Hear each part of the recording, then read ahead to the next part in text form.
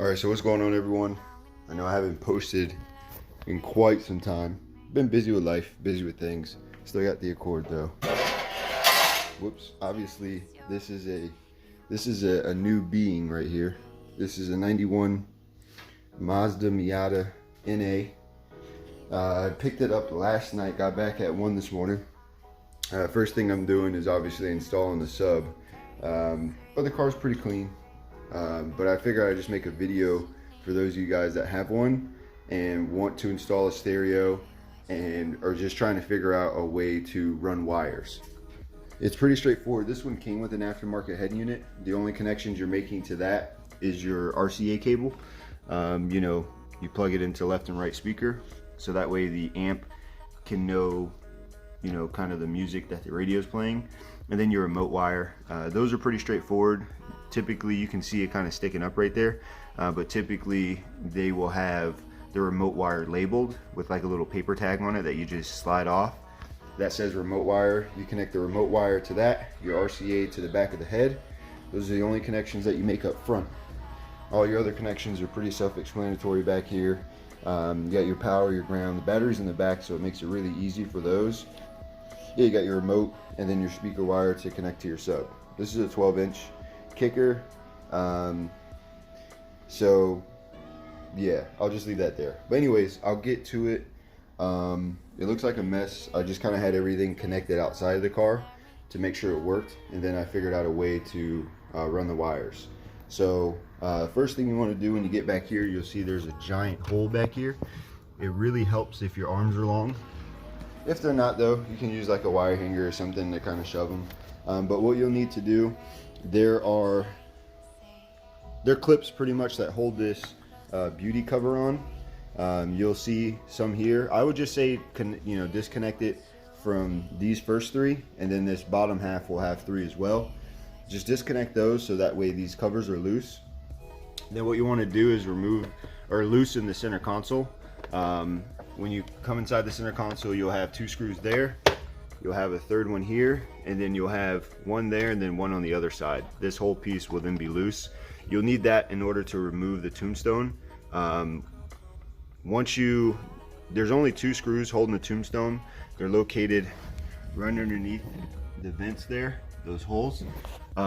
What I did was take a shoelace in between like one of the vents, and then, you know, grabbed a screwdriver and, you know, kind of rerouted it outwards. And then once I had it, the other end that I fed into the vent, I centered the vent and just real quick popped them out, so that way you can gain access to those 2 screws. So I'm kind of speeding you up. Starting this video kind of late, but hopefully this still helps someone. So first thing you want to do is loosen the center console screws, take those out, and then pop the air vents out, boom, and then you'll have those 2 screws. You unscrew those and then the whole tombstone will come out. I have it over there. And then once you do that, you'll be able to gain access to your radio. So once you get your your remote and your RCA cables, what I did was feed them through this opening. And once you have everything loose, oh, missed a step. Not all Miatas come with this, mine did, but this is not stock.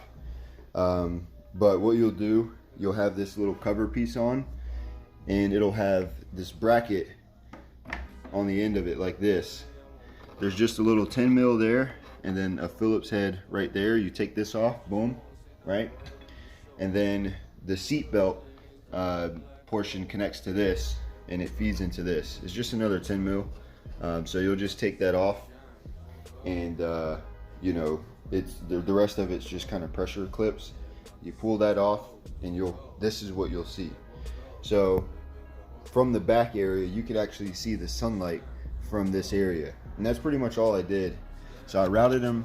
I grabbed them from here because I could probably show you. That's the back of the trunk there. So what I did was I fed them here, and what I'm doing is I'm going to feed them behind this piece. And if you lift up the center console, there's an opening here. So what I'm going to do is I'm going to feed it there, and then I'm going to route it all the way under here, under there, and probably towards the back. And then it'll be a really clean install. And I'm going to straighten up all the wires, you know, back there. But I'll kind of I'll kind of jump back on if there's anything else I feel like it would be useful. But hopefully this 5 minutes was pretty straightforward and useful for you guys. But yeah, I'll show the end result once I'm done with everything. But I just figured I'd pop in and show you. But yeah, just to catch up for those of you guys that have seen a couple videos, I had the 87 Accord LXI with the pop-ups. I actually got rid of that earlier this year and picked up a 93 Lexus LS400. I made kind of like a little roller video for it, but I was intending to do like an introduction, which I never did, unfortunately. So you guys, I'll probably post that video so you can at least see it. But I got that car completely stock, no tint, everything was completely stock.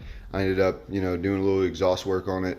I did slam it to the ground and put my Boston's on there. That's why I have these, because I just sold that car Friday. Today's Sunday. So I just sold that car. I got a Miata, because I can fit in one. For those of you guys that don't know, I'll probably make a separate video for an introduction, like to this particular car, once I have everything back up and running together. Plus I need to charge my phone to release some videos so that way I can have storage for that. But yeah, 87 Accord, Lexus LS400, it was a 99, and then now the Miata. So I'll introduce you to her, and yeah, I'll click back once I have everything put together. You can kind of see how clean it is. Alright guys, so I'm back again. I went ahead and finished up with the install. Got all the pieces back on. All the trim pieces are back together and whatnot. It looks really clean though. I like that because it's coming from under here. It's going underneath the console. And actually there's an opening here when the tombstone's off, where the frame is that the tombstone like kind of snaps into. There's an opening right there. So I just fed the wires through there. I just got to get like a storage space or something here so it's not ugly. But yeah, I got her back together. I mean, honestly, you can't really this is a 91, so the only way to get in the trunk is by the key. So if you lock the key in the trunk, you're SOL. But I got the 12 back there, and oh, that's after a little bit of spirited driving. It wasn't like that beforehand. But yeah, that's the I gotta clean all that up. I don't need all that power wire, so I'll probably end up splicing it up. But it's thumping for right now, so we're good. Got the yada yada. The yada yada. This is what I like about having a garage, man. I don't even know. I guess the only time I'm gonna ride with a top up is when it rains, but that's to be discussed. But this is the Yada, man. Take a look at these wheels, because they're not gonna be on there for long. This thing's gonna be on the ground, dude. But stay tuned. I'll probably be shooting some consistent footage on this car.